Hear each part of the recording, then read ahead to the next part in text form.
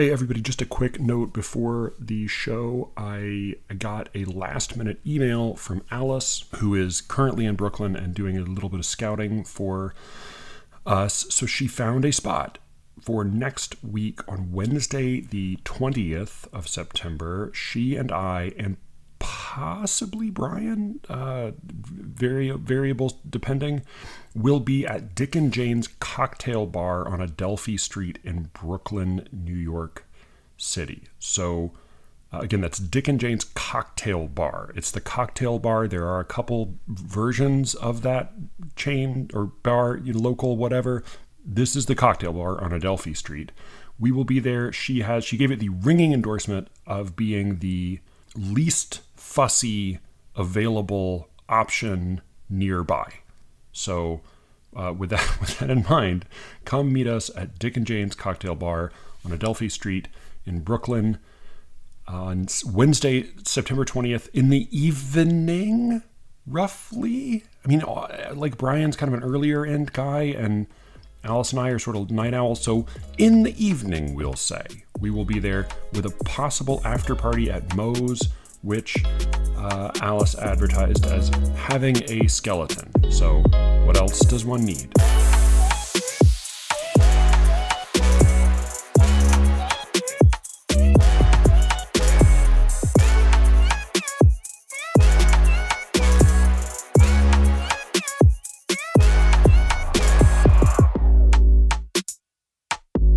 I'm Matthew Buckley Smith, and you're listening to SLEERICKETS. Thank you all for listening, and thanks especially to any of you who have taken a moment sometime in the last week or so to recommend the show to a friend. That's how people hear about it, and I'm grateful to you for your help. Along the same lines, I have not mentioned since very early on iTunes, Apple Podcasts ratings, because I have not really had any idea what the fuck they do, and I suspected they didn't do very much. I do think they have something in the algorithm, maybe. I will say, if you search for poetry on the Apple Podcast app, you will find just hundreds of podcasts that had 4 episodes in 1987 and then never appeared again. You will not find SLEERICKETS. So I would love eventually to show up on an actual active search of poetry on Apple Podcasts as a poetry show that exists. But I did learn at least a real practical thing that the ratings do that actually would benefit you specifically. So you're not just doing something to stroke my ego. And that is specifically when you ask somebody to come on your podcast as a guest and that person looks up the podcast, what they're going to find, the first hit under your podcast name is going to be Apple Podcasts. And the first thing you see there is how many ratings it has. So even more important than the actual rating, right? Good ratings are better than bad ratings, but a rating of 5.0 from 10 people is not actually as good as a rating as 4.6 from 100 people. So I think we're at 4.8 or 4.9, which is fine. But this is all just to say, if you like episodes in which I interview people who are not already friends or acquaintances of mine, then go to Apple Podcasts or iTunes or whatever you call it and give the show a rating. It doesn't have to be a good rating. I mean, it's better if it's a good rating, but you can give the show a 4.0 rating, a 3.0 rating, whatever. Even if there's some low bad ratings in there, like my dad did once accidentally, that's also fine, because simply having more ratings makes it look like more of a real show. I was talking to Jonathan the other night about how nobody agrees on types of episodes. Some people want no solo episodes, some people want only solo episodes, some people want only Brian episodes, some people want no Brian episodes. Same is true for Cameron. Nobody dislikes Alice. Alice is the universal beloved, but otherwise, everybody has some opinion about what kind of episode is good or bad. None of them agree.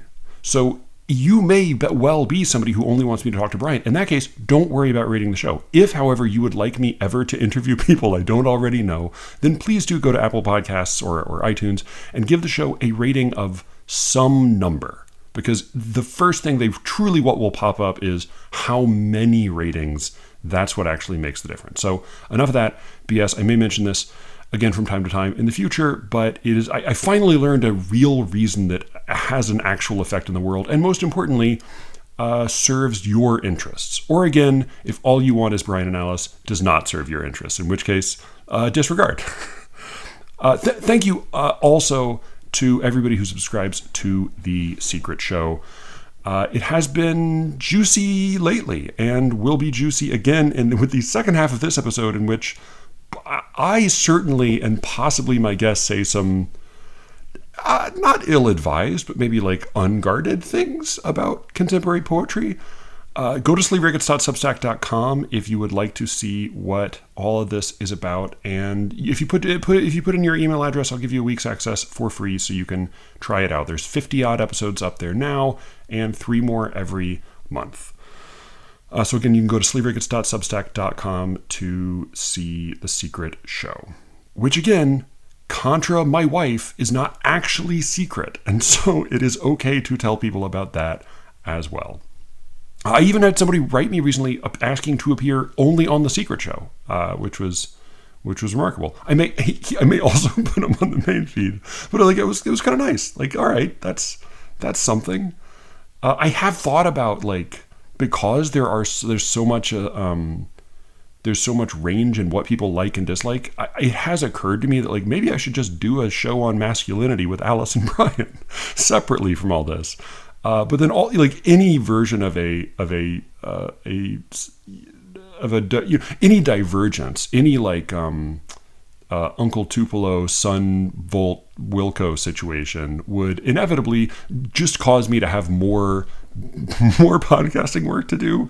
And being lazy, I'm going to pass on that for now. Unless you would like to edit, produce, and distribute a masculinity only or prosody only or whatever else only version of Sleeve Rickets, in which case send me a note at sleeverickets@gmail.com. All right, enough of that nonsense. My guest this week is Ernie Hilbert. He publishes as Ernest Hilbert, but literally everybody I know who has ever even encountered somebody who has encountered him calls him Ernie, so that's what I'm calling him in the show title. It was such a pleasure to talk to Ernie. He's somebody I've known his name for quite a while, and I've been impressed with his work. I did not realize until finally talking to him on Zoom that he's like a very nice, funny, self-deprecating, like very winning guy. And he's also very good. He used to do a radio show, as we discussed. So he's actually very good at talking as well. So it made for an easy edit in this episode. He and I started talking by email about a subject that has definitely alienated some people in the past, namely, why are poetry books so fucking ugly? And specifically, formal poetry books. Why do they look like dog shit? And he had some very specific and interesting answers to that question. He also gave me some really useful advice in the design of my own book that was a big help. My brother Daniel, who does the show art for Sleeve Rickets, did the design for my book, and I think it's up on Measure's website, like a teeny tiny version, but maybe I will. I think it's safe. Maybe I'll post a proper image of it on the show notes so you can have a look. I don't know if you can quite pre-order it yet, but the image of the cover, which I think looks great, is out and about. If you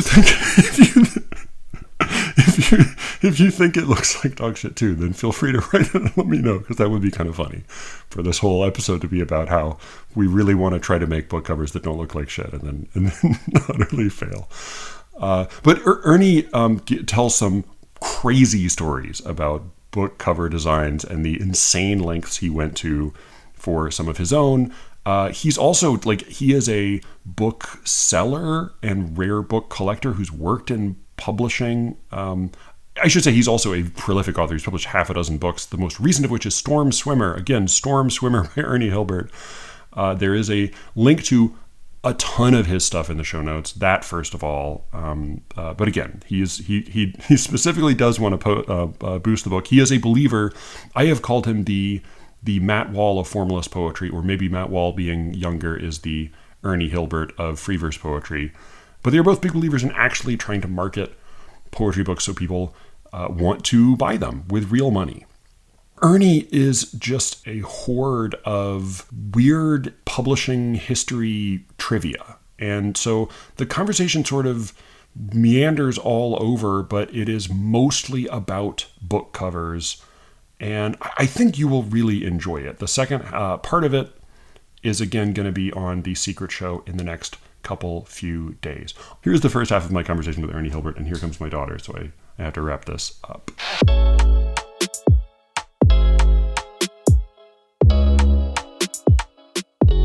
My taste and his differ, but I have a lot of respect for what he does. It's because he's not in the university at all. He's just doing his own thing. And he gets hysterical backlash and attacks and just brushes them right off.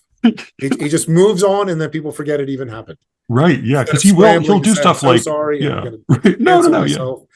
You just ignore it, and the next day everyone forgot about it. Because he's still doing his own. It's like, I'm still doing my own magazine. I'm still doing my own like. It's his own thing, and it's very successful. He'll do like respond in the moment to some like political or crisis or something, and people will write poems right on the spot.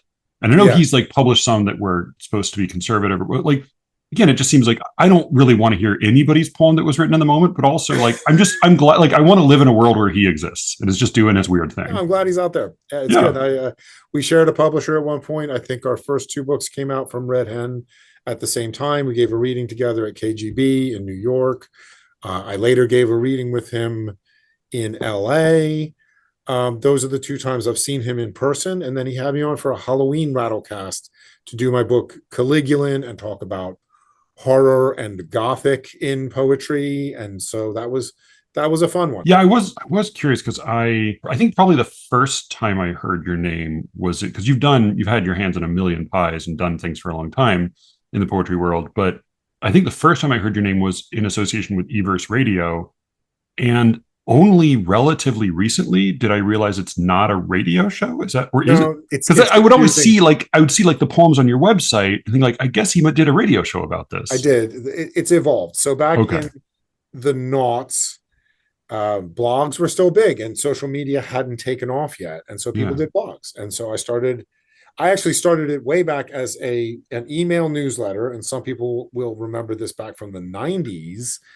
Where I would just do a big BCC to all these people, and it grew to be thousands of people. I would meet them in at parties or readings or whatever. I lived in New York City, and I'd just get them to write down their email on a napkin after I told them. So that was just a newsletter, and it would come out 5 times a week, and it would have poem, top 5 list, and people would write in like comments like, I disagree with what someone said last time, and I would put it in, and I didn't have kids and I was underemployed. I had a lot of time to do this. And I did it for about 10 years before I even had a website for it. It was just a newsletter.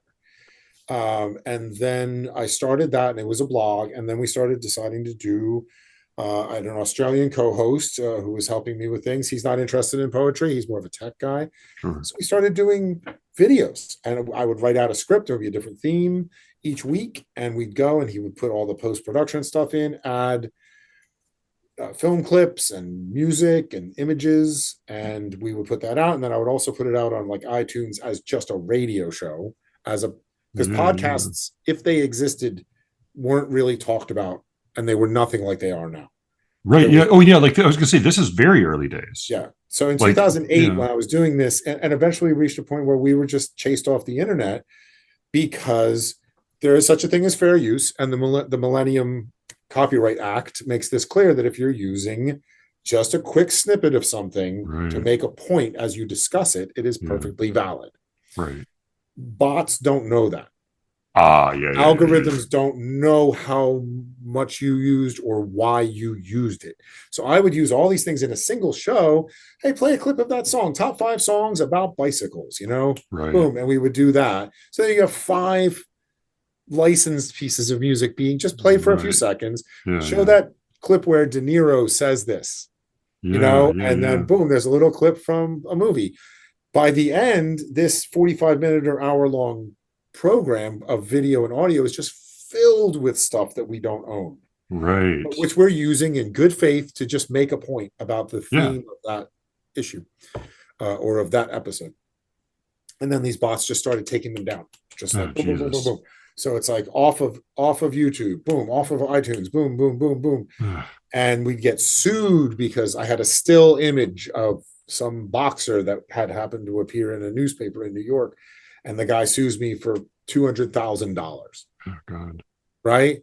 Unless you pay $6,000 right now, and I'm like, I'll take it down. I didn't know, And suddenly, so I've had to go back in that website and remove 90% or more of what appeared on the website. All the video shows got removed and can't be shown anywhere. For a while, Vimeo still would. Now they've gone to a whole new format, and they're not there anymore either.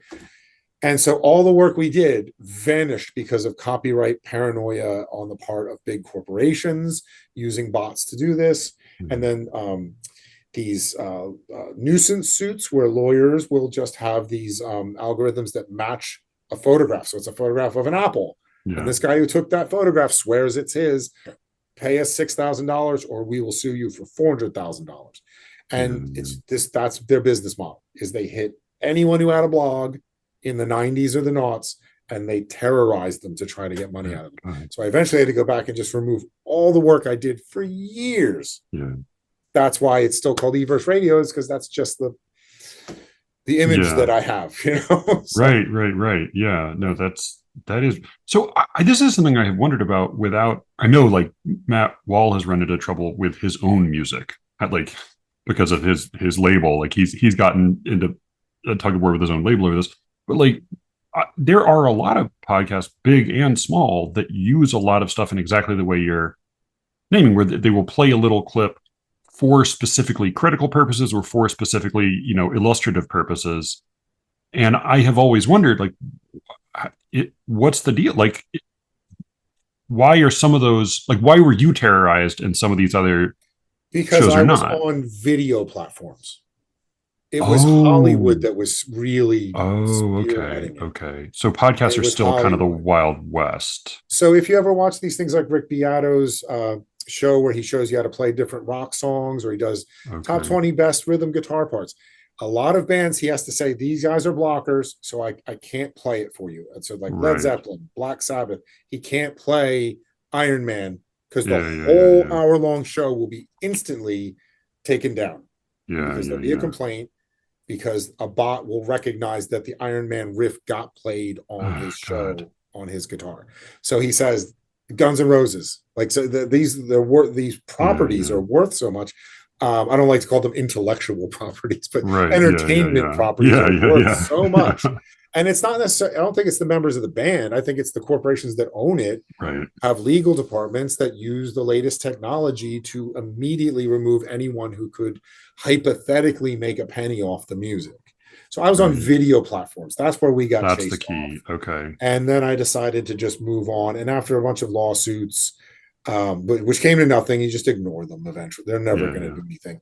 I had to take down everything just out of pure fear of that happening. And then I thought, I'm moving on to other things in my life, and I don't have as much time to do this anymore, and I'm just done. So mostly Everse is a 4 times a year reading series right now, Okay. And you do have like because like often if I look up a particular, there's certain poems where like there's not a copy of it. Like there's some Robert Hayden poem I was looking for, and like the only copy online was Everse, their Everse, right? Well, maybe I shouldn't. I don't know, but I have often found poems listed there. But that's sort of just an archive of stuff you've mentioned. There are a lot of excellent poems that you'd love to talk about or share that there's no copy online. Yeah. Oh, yeah. I mean, but that's so very often the case. Yeah. But you've been the resource for that. Often. Right. Exactly. I have, and so I copy them out because I like them, and I could get in trouble.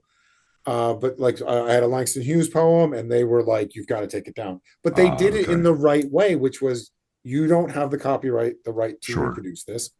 We will sue you if you don't take it down. And I say, I am happy to oblige. I will take it down immediately. I was trying to share my enjoyment of the poem with people, but I understand what you're saying completely. There. So part of it is also that copyright law has never caught up to the technology that we're using today, which is another part, because people have talked about embedding things in a Twitter post, in a tweet, right? And people saying, that's my photograph. I'm going to sue you, even though it was within Twitter. So I don't know what the frontiers legally are of, because so much of this gets shared strictly within Facebook among friends. On Twitter, Instagram, you can't see it if you're not on Instagram. And then you could see the person's poem. They took a picture of a page, right? But if you just Google it and just want text that you can copy, there's huge amounts of poetry out there that just doesn't exist like that. After 1920 or whatever it is now, 1930, you can find Leaves of Grass. That's in the public domain. You can find Emily Dickinson, but you can't find Sylvia Plath. Right. Yeah, because that still belongs to the estate.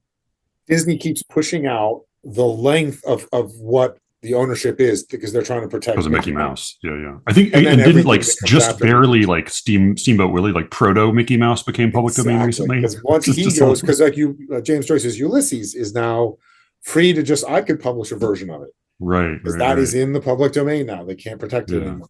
And if you have a specific scholarly apparatus, that is yours. You own that. But in terms of just it being out there, it's now no longer belonging strictly to the family, which was very controlling and really didn't allow a lot of access or use.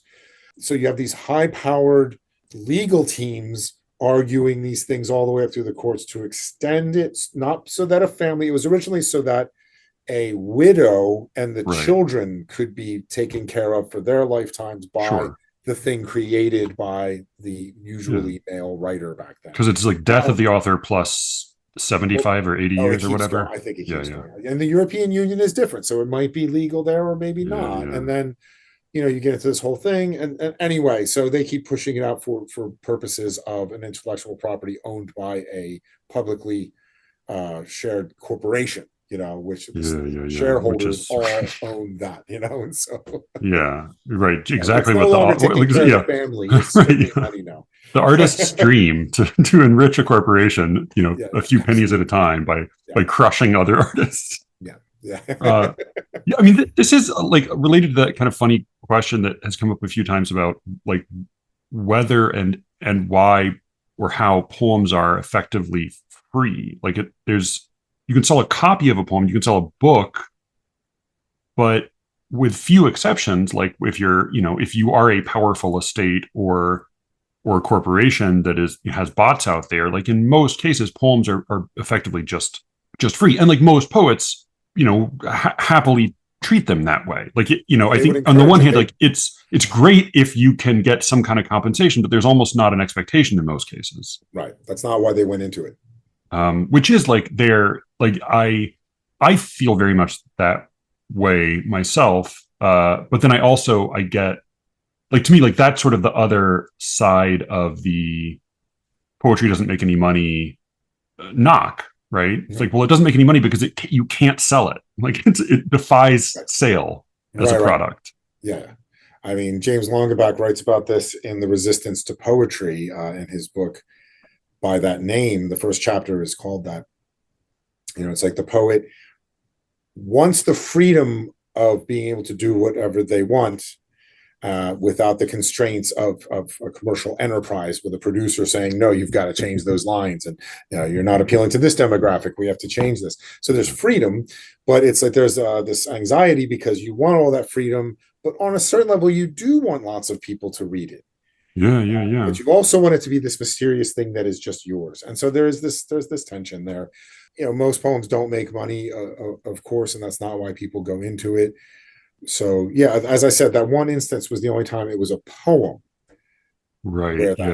It's usually photography, film, music, things like that. Yeah. Though I have heard that the things that I'm trying to think, like it was poetry and I want to say song lyrics were like the two things that publishers most hated novelists using as epigraphs because they cause the most trouble.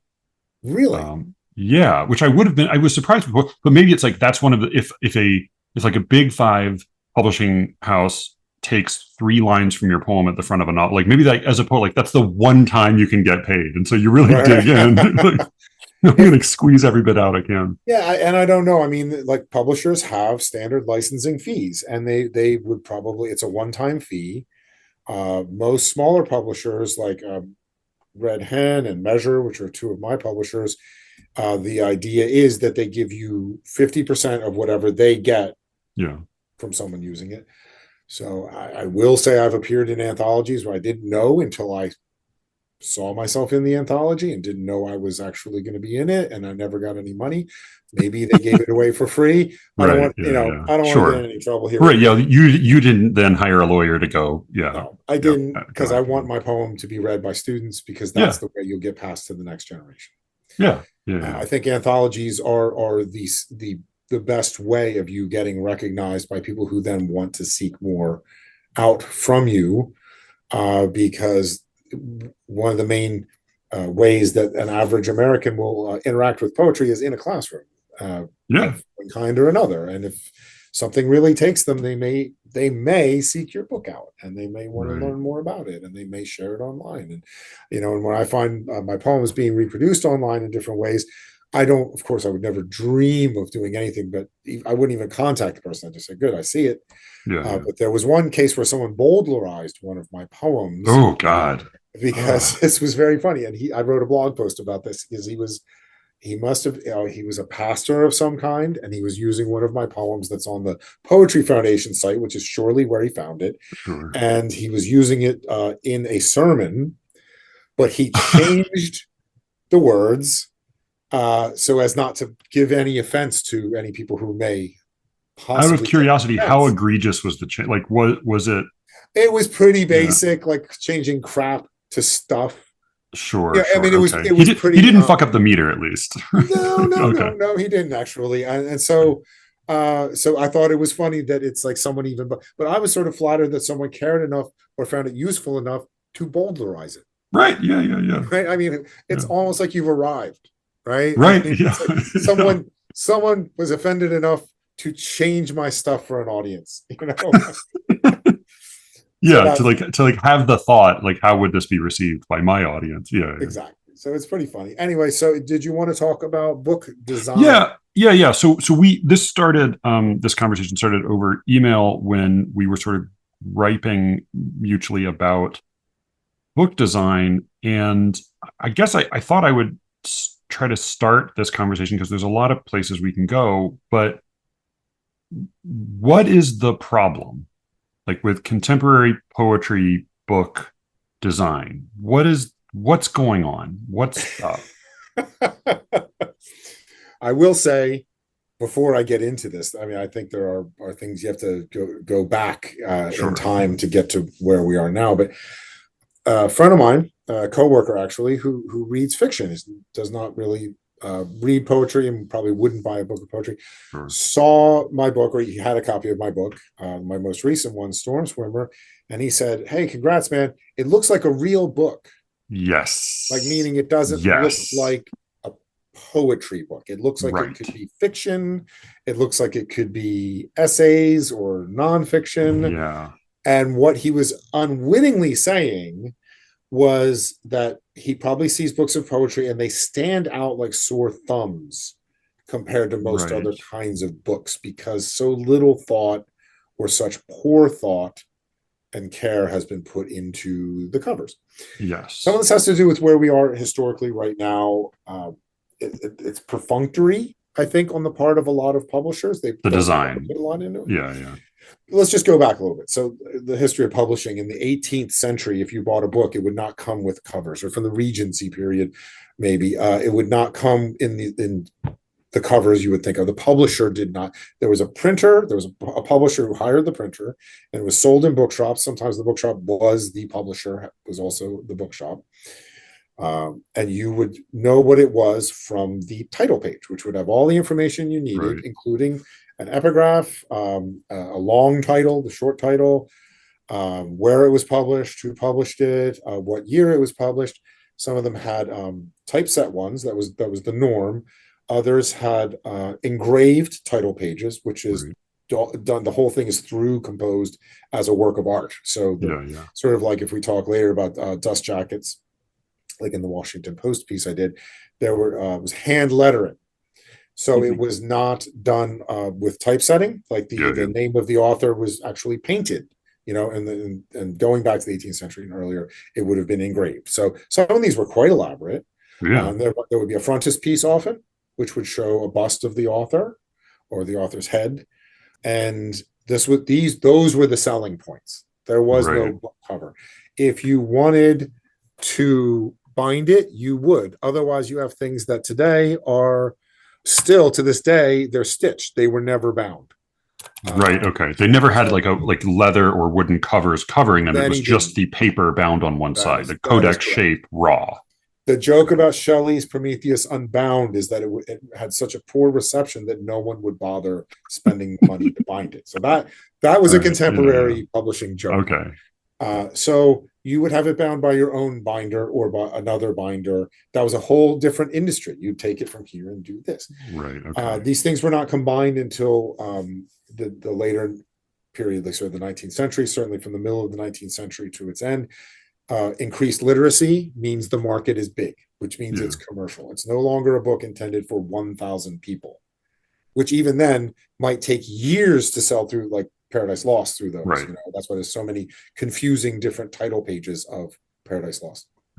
Is they would just take some more off the shelf, put a new title page on it, and here you go. Right.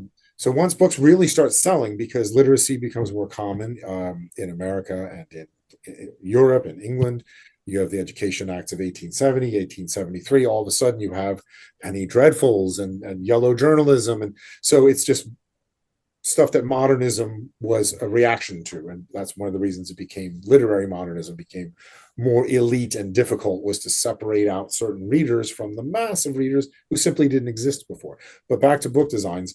So then a publisher would put out a book where it is the finished product. It has a cloth binding. Before dust jackets are worth talking about, the cloth binding was the thing. And you would have gilt on it and coloring, images, decorations, ornaments, blind stamping, which is where you can see the pattern, but there's no coloring to it. It's just been pressed into the cloth. So they were competing for attention too by having peacocking their designs of the cloth. So the publisher would do everything: print it, stitch it in, have the binding, put it in the bookstore. And then you, of course, had lending libraries for people who didn't have the money to buy books. But books suddenly had enormous circulations compared to what they had before. And you could have someone like Charles Dickens become a superstar and a very wealthy man who also invested in his own magazines that published himself and his friends. And these were mainstream. They were commercial.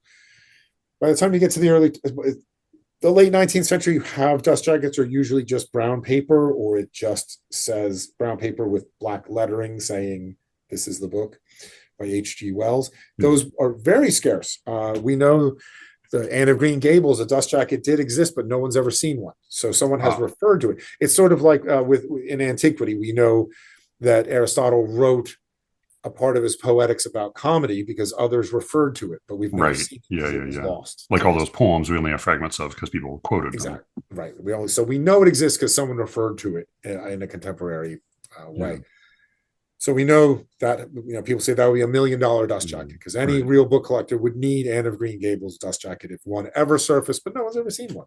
But you said like in one of your articles that for a while the seller would throw away the dust jacket on sale. That is correct. It was like, this is like the wrapper. Get rid of this. Right. Just like that, like taking a wrapper off a cheeseburger. Okay. So in England, they call them dust wrappers, usually still to this day. We call them dust jackets.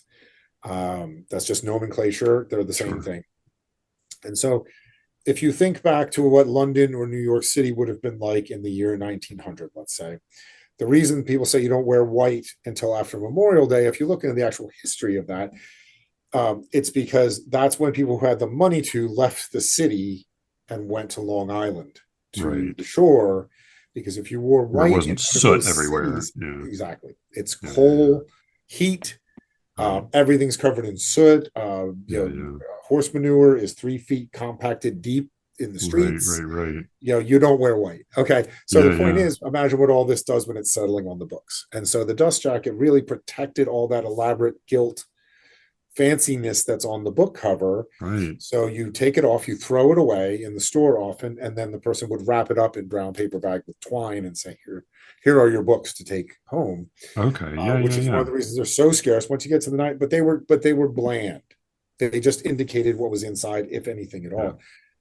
By the time you get to the 1920s, publishing really is taking off, and there's a lot of competition, and the dust jacket becomes a marketing tool. So when someone's looking at it on a shelf, and this is important when we get up to talking about contemporary poetry today, when someone went into a bookstore and they looked on the shelf, what caught their eye? I talk about this in the history of horror, in the Washington Post piece, the book covers that scared the hell out of America. It's like you really are competing, because even then the horror book covers went to jump ahead to like the 1970s.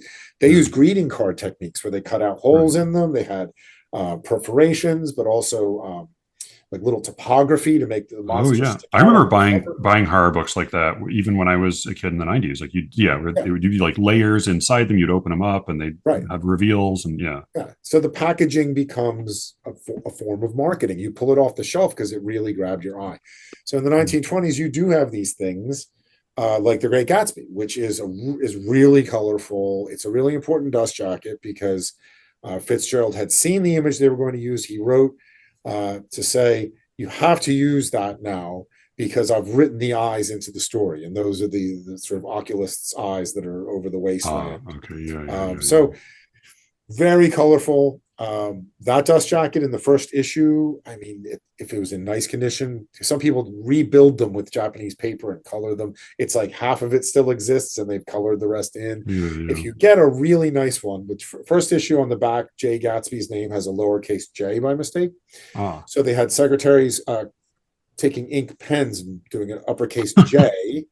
And then they got a stamp. Someone said, well, let's just use a stamp. Some genius did that, and stamp. So if you hold a light up to it, you can see that underneath is the lowercase j. One of those in great shape. I mean, they could go hundreds of thousands of dollars. Sure. $250,000, $300,000. That is how much, but you can get the book itself for far less. It's just that jacket is so rare because people didn't keep it, and it is so iconic. A lot of these dust jackets were designed, they're the sort of Art Nouveau style that you see with the early Hemingway books, like The Sun Also Rises, Farewell to Arms, things like that, were actually designed specifically to appeal to female readers, because they were afraid that masculine writers were not appealing to female readers. So Max Perkins, he was the editor for Fitzgerald and Hemingway and so many others. Thomas Wolfe, he not only shaped their books, he had a lot to do with the way the book was presented to the world and who he wanted to read it. So again, this is, you walk into a bookstore, you're confronted with hundreds of possibilities. You pick out the ones that really appeal and intrigue. They're intriguing and they entice you to read them because they look so nice. Now, fast forward, you go to, in the post-war World War II era, the paperback revolution. You have everyone going to school, the GI Bill. There's more college students than ever. They don't have much money, but they want to read. You have New Directions, City Lights start doing all paperback series, which is simpler art, but it's also cheaper to make. So publishing, going back to, let's say, the year 1600, is incredibly labor intensive. The resources cost an enormous amount of money. It would be like buying a car to have a Gutenberg Bible, like a nice car, These were books not meant for your average person. By the time you get to the Regency period and sort of Lord Byron, people like that, a book probably costs, with exchange rates, it's hard to know, probably like buying a futon. Point is, most people couldn't afford a book that cost that much. Those who could did it, but it wasn't just for them. You'd read out. The first thing I wrote for the Washington Post ever was about the culture of reading in the 18th century, where a book was not meant to be read silently unless it was a specialist book like algebra or something.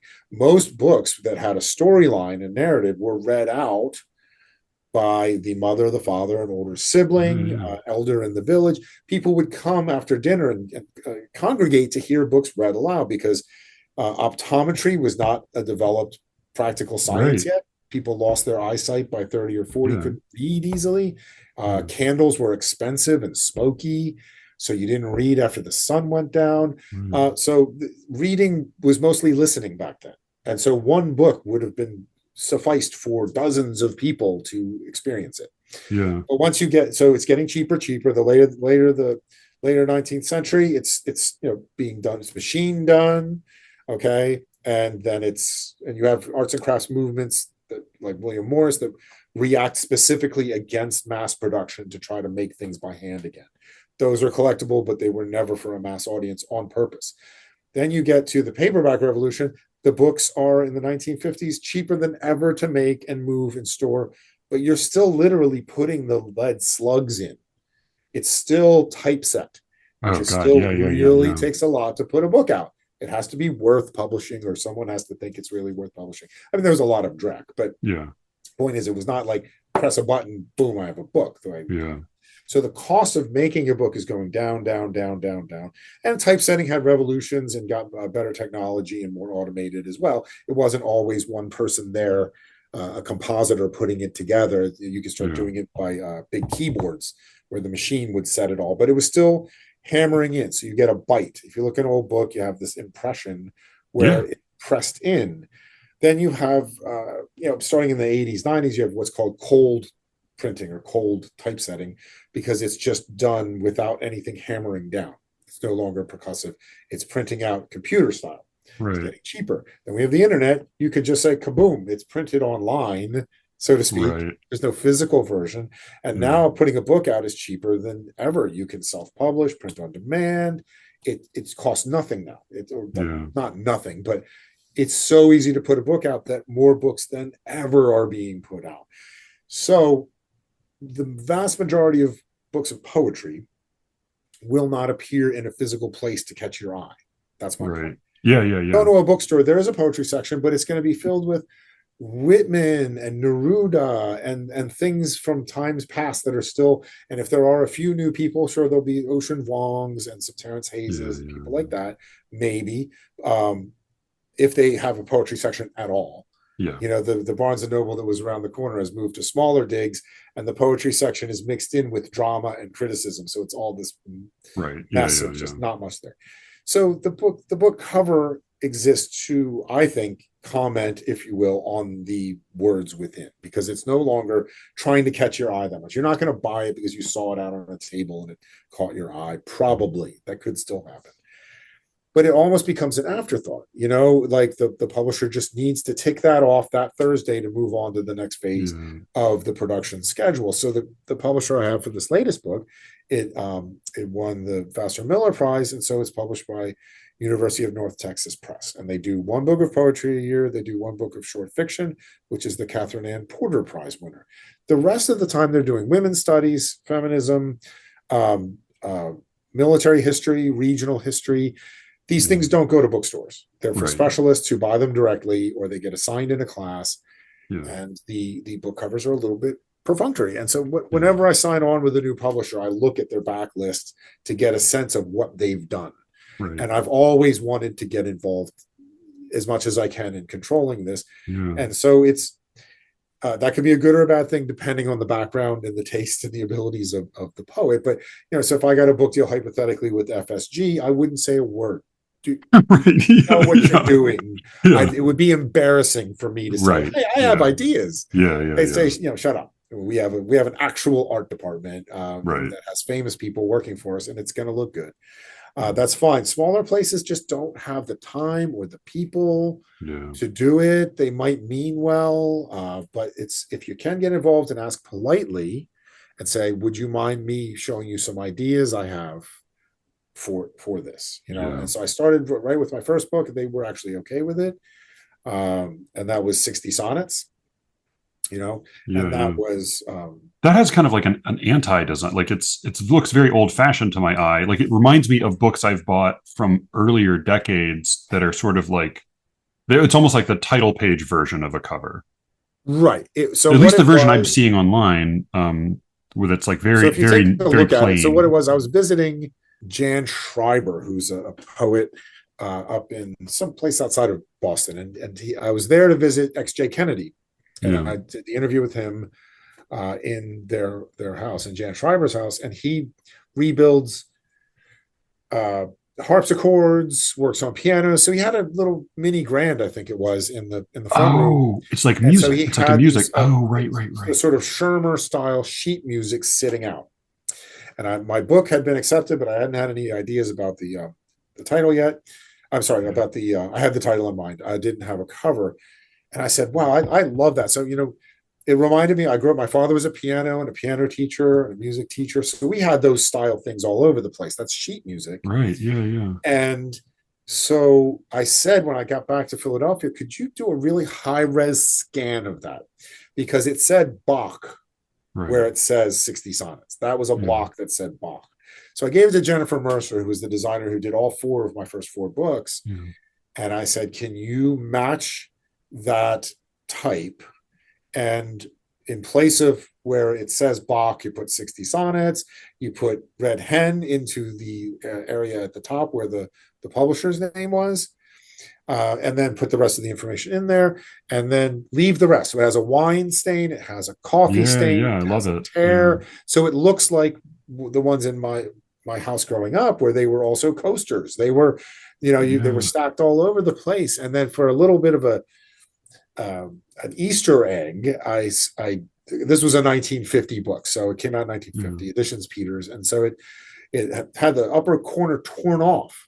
I just now noticed that. I hadn't seen that before. Yeah, so it has white space. So we digitally inserted a musical staff from the engraved first edition that we've had here at Bowman Rare Books, which we had a high-res photograph of. So the engraved first edition of Domenico Scarlatti's sonatas, which was the famous 60 sonatas. Okay. That's a little Easter egg. So you'll see that music wasn't there on the original. We added that 60 sonnets, 60 sonatas. The sonnet means sonetta. It's a little song in Italian. It all sort of matched up. So there's stuff going on in that cover, and I wanted it to look like it was beat up, it was used, but also musical and in the tradition, but sort of like a battered glory, like an old flag that's been flying a long time, sort of thing. So yeah, that's definitely that. And for the second book with Red Hen, because I signed a 2-book contract with them, I didn't have as much energy to do stuff, but I was looking through a history. I read books of book design, and I love the ones of Penguin and the ones for Faber. One of the Faber designers clearly did this on a few different books. This design, there was one for the first edition of Ted Hughes' Lupercal in 1960. So it has the word Lupercal in a square. And then if you look at the cover of All of You on the Good Earth, I have it here. I realized that the name is too long. It'll be clunky on a cover, design-wise. So I created the acronym, AOTKI, which some people went on to start thinking was the actual name of the book. And then we do a thing where you run the yellow down the middle, I believe is what it does. Yeah. And it runs each way. Picks them all up in order. Yeah. It was also a nod to concrete poetry. I wrote an essay paper when I was at Oxford for a bibliographic requirement, and I did typesetting in poetry and the way it's been used, throughout history. Easter Wings by Hilbert, and In the Wasteland, and things like that. The way Convergence of the Twain by Hardy. Each stanza looks like the superstructure of the Titanic as well as an iceberg. And I did a big thing on the concrete poets, the South American schools of also European schools of concrete poetry. And I thought this is kind of an homage to that. But I didn't put too much thought into it, but it worked. And I read somewhere that the easiest to read is yellow on blue. So I thought I'll try something that's yellow and blue for once. And then so for the 2 after that, they're both photographs. And it's funny, so Caligula. Yeah, these are like physically built. The letters of the title were built somewhere in physical reality. That is correct. And what's funny is people will say, "Oh, I just assumed it was Photoshop." And I'll say, no, it looks I need real. to explain to you. Yeah. So I put out a spoken word album with a band and some string ensemble music, all kinds of stuff, even a harp, from a Philadelphia record label called Pubcan. And so they had a photographer they used for the people on the label. And he's fantastic. And he did, his name's Matthew Wright, and he did this photos on the top of the Sun Oil building. I'm speaking to you from the old Art Deco Sun Oil building. in Philadelphia, and I got up to the roof, and then we went up to the roof above the roof, so it's like 21 stories up. You're up with the sort of gargoyles and stuff. And this guy was crazy. Like he would lean over, 21 stories above the street just to get a photo from the angle he wanted where the sun was coming in, and took pictures of me and the band. I thought, this guy is awesome. So I need to stay in touch with him. And I really want him to do my book covers. And I lost touch with him because he would just go, he's the kind of guy who would go to a canyon with no way to contact him and live like a wild man, with no clothes for a month or whatever. And so he wasn't answering through I wanted him to do Caligula, and I had an idea, and he was impossible to get in touch with, and through social media or phone or anything. And so then I meet my wife for a concert at XPN, which is a radio station in West Philadelphia that has a venue, and one of her favorite bands, Shearwater, was playing, and they were on tour doing a David Bowie album. I think it was Station to Station, where they play the whole album. And we're there in the dark, and there's lights flashing, and my wife's like, I think that's him. And I look, I'm like, yeah, I think that's his mustache. I go over, I'm like, hey man, how's it going? He's like, oh hey, I remember you. I'm like, I need you to do my book cover. I have this great idea. He's like, sure, let's do it. So I wrote an introduction for a book called Classic Tales of Horror, I think it was called. It was like a 10,000 word introduction. And that got me enough money to buy this neon sign that said Caligula in blood red from Jantech Group, which is this place in North Carolina. I'm sure they usually do restaurants and things. Sure. I'm sure it was the only poetry one they ever did. Right. And my idea was, we're going to put this thing out on snow at night, and the red from the neon will suffuse the snow. We never quite got that. We got other photos which are still compelling, but we went out. It was freezing. The snow was knee deep. It was really, really cold. And then the railroad authorities threw us off the railroad tracks where we were shooting, because he went scouting abandoned factory areas to find a good place, and he found this great place.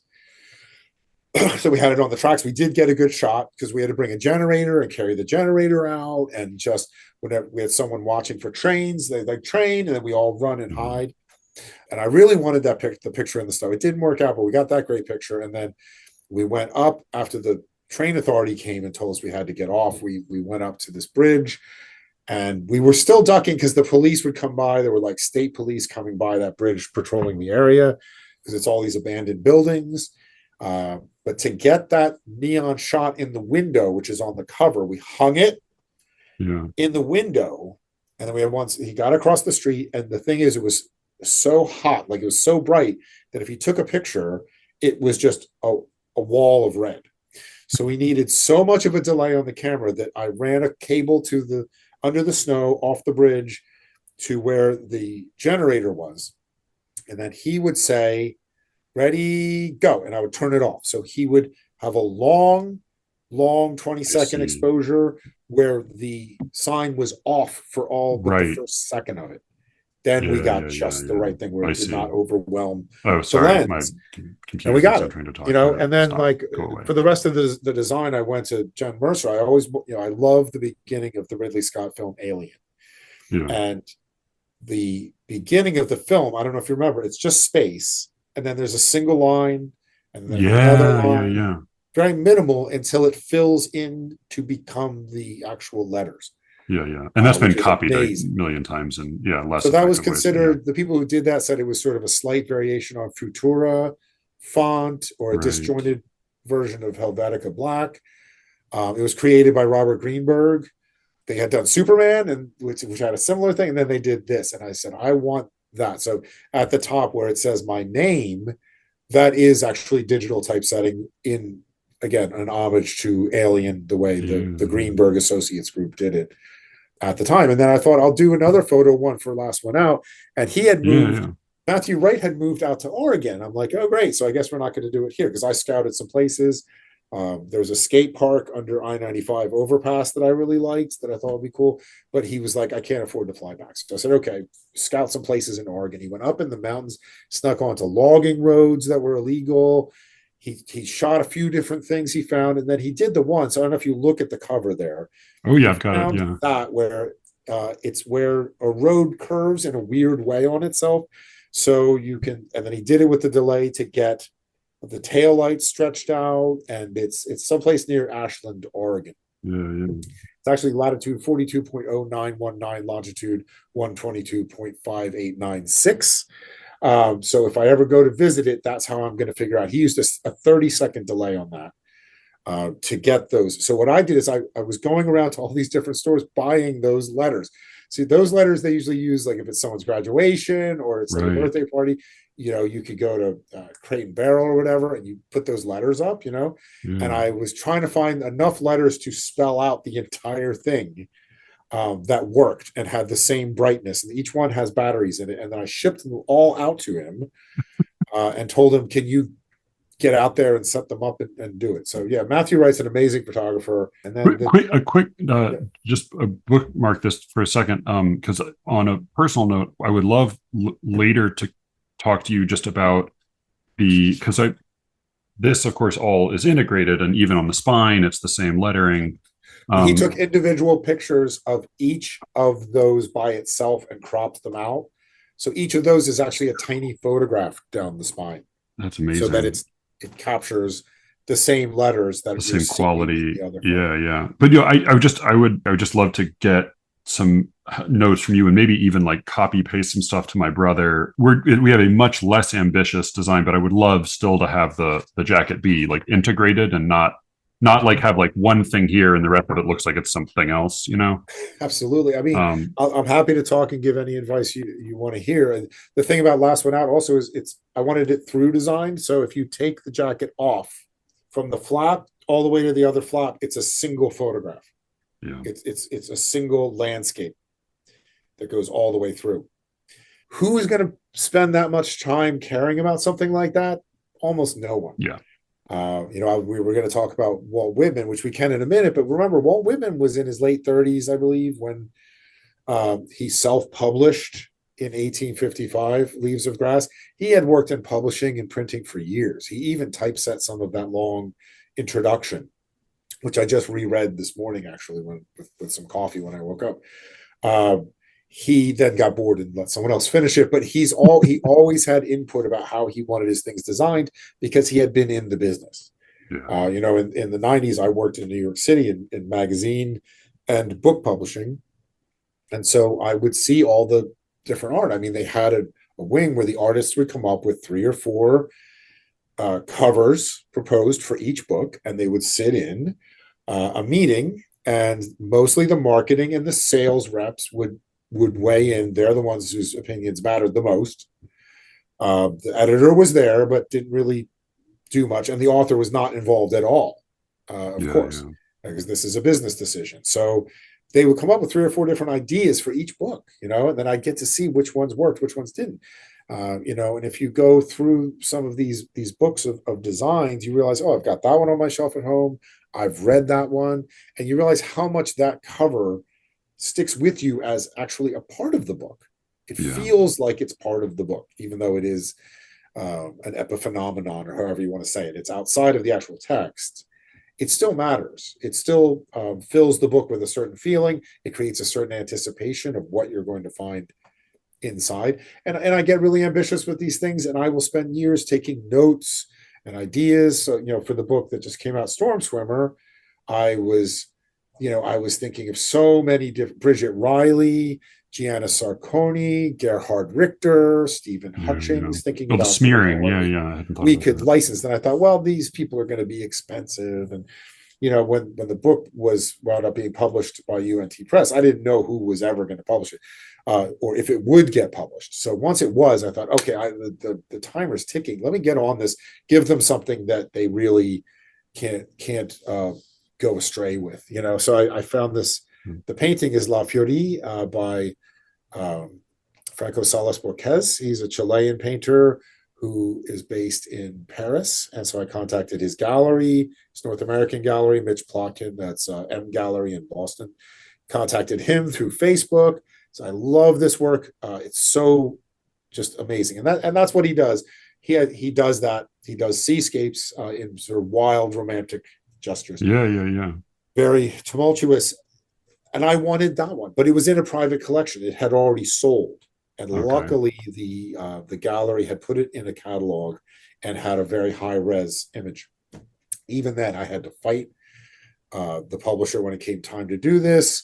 And when I said there's a very specific type of font I want to use, it's not even a font, it's something that you have to create. And they said, well, we don't know how to do that. And I sent examples. I said, well, the designer doesn't know how to do it. I said, oh, well, here is a tutorial on Photoshop of how to rasterize each individual letter and make it look like you're seeing it through fog, through mist during a storm. I want it to look like you could hear a foghorn. Right, you know what I'm saying? Yeah. And they did it. They're like, oh, well, we didn't know you wanted to get involved on this level. And there was a little bit of back and forth. But then when it was done, they said, wow, this turned out great. We're glad we took the extra time to do this. And I said, well, thank you for doing it. But it matters. And what I originally wanted to do, my idea was to have an anamorphic optical illusion on the cover. And if the book hadn't been published when it was, I may have eventually I did talk to some artists to see if they could do it. Anamorphosis is it's from the Greek, which is like ana, which is back or again, morpha, shape or form. And it's an optical illusion. Okay, so when you go to, I think, the National Gallery in London, and you see is it the Hans Holbein, the two gentlemen standing there, and there's something that just looks like a gray smear, and you can't tell what it is, but if you get down at a very particular angle, they tell you, hopefully, how to do that.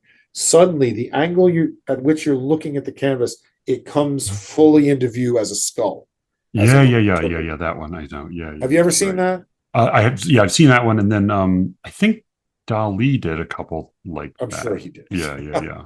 Right. No, but I know what you're talking about, where you have to get the angle against the painting. Just so, it has to be just the right angle, and something comes into view. And so I wanted to have someone paint a storm, and if you looked at it at just the right angle, you would see the storm swimmer. You would see the person struggling against the storm in it. That was my idea. It's very interesting.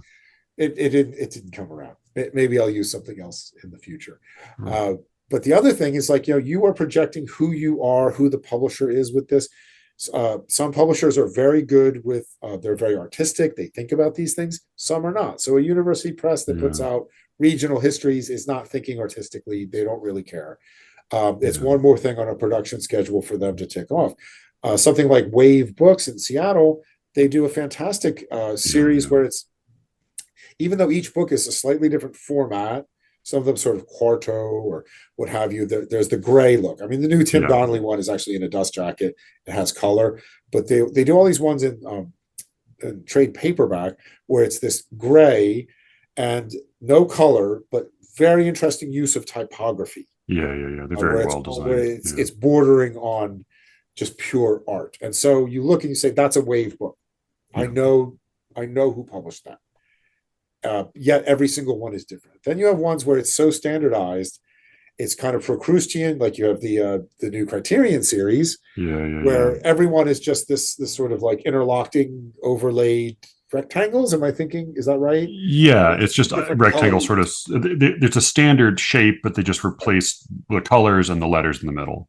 Right, exactly. And so that I'm thinking that means there's really no effort at all put in, but it's a series design. It shows series. As soon as you see that, you know what series it's from if you've ever seen it.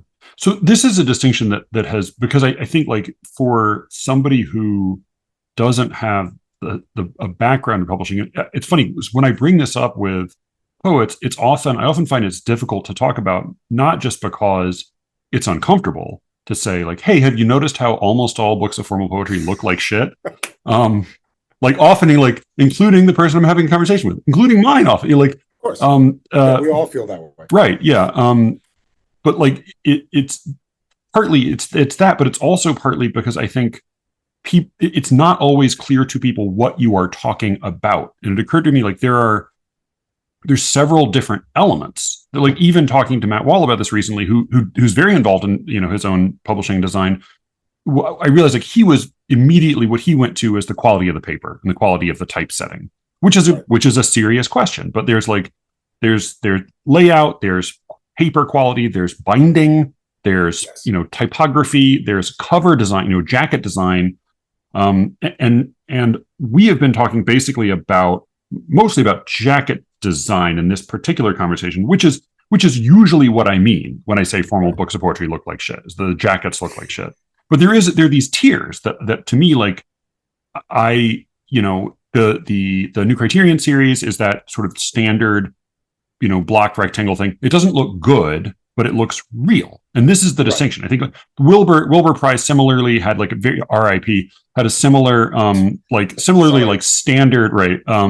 They would replace the art, but it was a very, very standardized cover. Same with, for a long time, Waywiser, they had their like gray, what I think it was like the box in a box design, where you have a little box with some art in a rectangle and the title underneath, and then the cover that it all appears in. And they had this, all of this was very standardized. To me, though, like, this is the distinction. It was, they're like good cover designs, which is like a rare bird indeed. And then there are cover designs that at least look like they were made like it's a real book. Right. And so then there's like many books of poetry, especially formal poetry, they don't even look like real books. They look like somebody designed them with clip art in his basement and like in an afternoon, So there's two different things going on here. One is the quality. So if you said, the Wilbur series, that was stitched binding. Yeah. That was very nice quality book. Yes, it is a series, so it has a template that they use. When I was working at Bantam Doubleday Dell, which became Random House in New York in the 90s, and I was the poetry editor for their online magazine, in addition to other things. So I was interviewing people like Mark Strand and Kenneth Koch. And so if you looked at the books that Knopf had put out of Mark Strand up till then, they were actually not printed the same way or in the same place as all the other books published. The poetry was done in Maine somewhere, I believe. The letter had chain lines, so it was like specially made paper. It wasn't just something that came out of a giant ream. Oh, is this the stuff that's like striated paper that has those? That is correct. I was just the old Strand book I was reading that has that. Yeah. Okay. Exactly. So there's a chain line. If you hold it up to the light, you'll see there might be an emblem on there somewhere showing who made it, who made the paper. Right. The binding is stitched. You have this beautiful, supple feeling dust jacket. Then they were in the act of conglomerating. They were purchased. Everyone had to make cuts to how much things cost. They had to bring up, I'm sure, because Bertelsmann is an international German media company specializing in buying up publishers. So they had Bantam Doubleday Dell. Each of those had subsidiaries. And then they bought Random House, which had Knopf and Everyman Library and things like that. Yeah. So Blizzard of One was the book that came out from Mark Strand when I interviewed him. And I immediately noticed, the paper's that same cheap white flat paper. Yeah. It's like glued in there. So it's going to pop out in a few years when that glue, the cover was actually a collage by him, which was completely uninteresting, but it was like this glossy, cheap feeling paper. So even one of his books, between one of his books and the next, the change was like that. Now that's the material going downhill. So the print on demand thing, when you don't look for nice paper, you don't look for matte covers that have some kind of quality and heft to them. What it looks like is kind of like a church youth group pamphlet or something. Right. It doesn't feel like a book. It feels like a pamphlet. Yeah. It feels like something they would give out at the doctor's office. Yeah. A book has a certain feel, but as a book. So then we're talking about the quality of the actual paper. Does it matter? Does anyone notice? I think people notice. I do believe. Yeah. Robert Archambault once joked, I was talking about, the old folio society of Shelley, for instance. You pull it out of a slipcase and it's big, it's nicely typeset. So you're reading Mont Blanc or something like on this big page with all this white thick paper.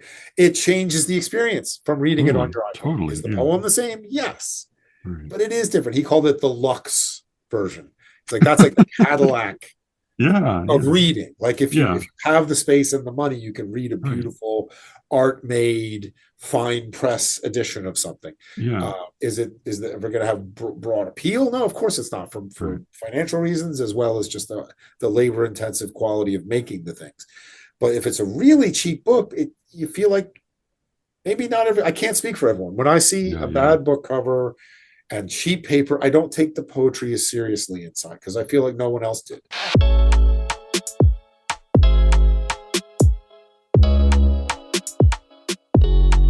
SLEERICKETS. Say it a little bit slower for me. SLEERICKETS. You gotta speak up a little bit. Make sure they hear all the parts of the word, baby. It's your word. Try one more time. No. No? Okay. All right. That was my conversation. That was the first half of my conversation with Ernie Hilbert. And the second half will be on the Secret Show coming up very soon. Thank you all for listening. Thank you again to Ernie for doing the show and for his help with my book design. What do you... All right. Be quiet now. It's silly. You want to say one more thing? No? Okay. You're done. If you want to reach me, you can write to sleerickets@gmail.com. And if you want to meet up in New York, I will have a spot for you soon in Brooklyn, probably in Fort Greene, Wednesday, September 20th, a week from tonight. And with any luck, I will be speaking to you again very soon. Until then.